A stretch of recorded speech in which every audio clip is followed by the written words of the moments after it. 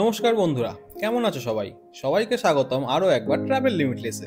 আজ একটা ছোট্ট ভিডিও নিয়ে আপনাদের সামনে এসেছি, যাতে থাকবে কম বাজেটে দীঘাতে সুইমিং পুলওয়ালা হোটেলের সন্ধান ও দীঘাতে আরও কিছু ভালো হোটেলের সন্ধান।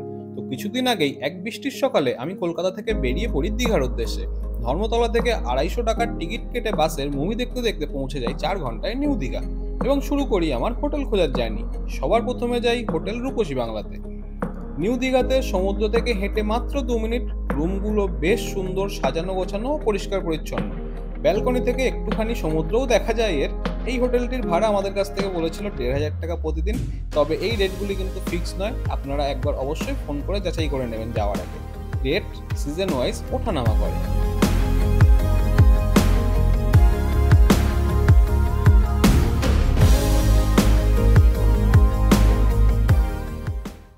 এরপর যাই এই রূপসী বাংলার সামনেই আরেকটি হোটেল, হোটেল আশাতে। এই হোটেল আশায়ের আরেকটি ব্রাঞ্চ আশা ইন্টারন্যাশনাল। আগে গেছি আমি এই আশা ইন্টারন্যাশনালে এবং তার ভিডিও দিয়েছি, সেই ভিডিওর লিঙ্ক আমি ডেসক্রিপশন বক্সে দিয়ে রাখলাম, চাইলে একবার দেখতে পারেন। আজ যে হোটেল আশা আমি দেখাবো সেটি হলো আপনাদের বাজেটের মধ্যে একটি হোটেল। আশা ইন্টারন্যাশনালের হোটেলের রেট থাকে প্রায় 1800 থেকে 2000, কিন্তু এই আশায় যে রুমগুলো আমি আপনাদের দেখাচ্ছি এর ভাড়া 1000 টাকা থেকে শুরু হয়। এবার আসি আমি যে হোটেলে ছিলাম, হোটেল আমার দীঘা। আর ভিডিওটি এই অবধি দেখে থাকলে ভিডিওটিতে অবশ্যই একটি লাইক দেবেন ও চ্যানেলটিকে সাবস্ক্রাইব করে দেবেন। এই হলো আমাদের রুম 308 রুমে এই ঢুকলাম, দরজা।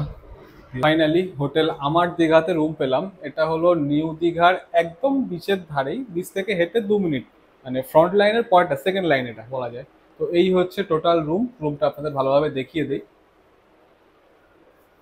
এটা এন্ট্রান্স দিয়ে ঢুকেই এই হচ্ছে একটা খাট, কিং সাইজ খাট, ফ্যান, এসি রানিং, সোফা, বেশ আরামদায়ক সোফা, টি টেবিল, ওখানে বেডসাইড টেবিল, এখানে সুন্দর করে ব্যাগ রাখা, জিনিসপত্র রাখার জায়গা, বড় আয়না, এটা টিভি চলে কিনা যায় না দেখতে হবে, কাবার্ডের মধ্যে জিনিসপত্র রেখে দিয়েছি। আর এই সাইডে হচ্ছে ওয়াশরুম, একটা সাবান দিয়েছে, এই ওয়েস্টার্ন স্টাইল, হ্যান্ড শাওয়ার আছে। দেন এই সাইডে রয়েছে একটা ছোট্ট সুন্দর ব্যালকনি। এই যে ব্যালকনি, ছোট্ট এবং সুন্দর ব্যালকনি। এখান থেকে দেখলে ওই যে দূরে সমুদ্র দেখা যায়। তো এই হচ্ছে আমাদের ছোট্ট রুম, ছোট্ট না বেশ আছে রুমটা, হোটেল আমার দীঘাতে রুম। তো এই রুমটার প্রাইস আমাদের থেকে নিচ্ছে 1700 টাকা, ইনক্লুডিং জিএসটি পার নাইট। আরও অনেক বেশ কিছু হোটেল দেখলাম, সেগুলো আপনাকে দিচ্ছি, আপনাদের দেখুন। ঠিক আছে, কোনোটা রুম পছন্দ হয়েছে বাট রুম ছোট, প্রাইস পছন্দ হয়নি। কোনোটা প্রাইস পছন্দ হয়েছে বাট রুম ঠিকঠাক লাগেনি। এরকম সব কিছু মিলিয়ে ঝুলিয়ে দুটো হোটেল পছন্দ হয়েছিল, একটা রূপসী বাংলা আর একটাই আমার দীঘা। তো রূপসী বাংলা থেকে আমার দীঘার রুমগুলো একটু বড়, আমি চাইছিলাম একটু বড়, ভালো, ওয়েল ডেকোরেটেড। ঠিক আছে, পয়সা মানে 100-200 টাকা যদি বেশিও যায় যাক, তো ফাইনাল তার জন্য এটাই নিলাম। হয়তো 1200, 1300, 1400-র মধ্যে রুম পেয়েছি। এবার আসি আজকে সুইমিং পুলওয়ালা হোটেলে। কিছু ভিডিও ডিলিট হয়ে যায়, আমি ফটো দিলাম এখানে। এটি হলো হোটেল আস্থা 2, সমুদ্র থেকে দূরত্ব মাত্র 2 মিনিট।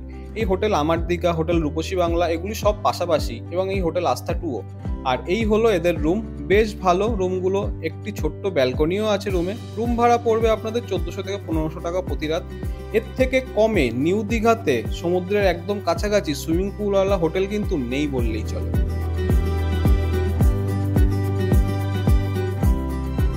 আর দীঘা হোটেলের ভিডিওটা আমি এই অবধি রাখছি।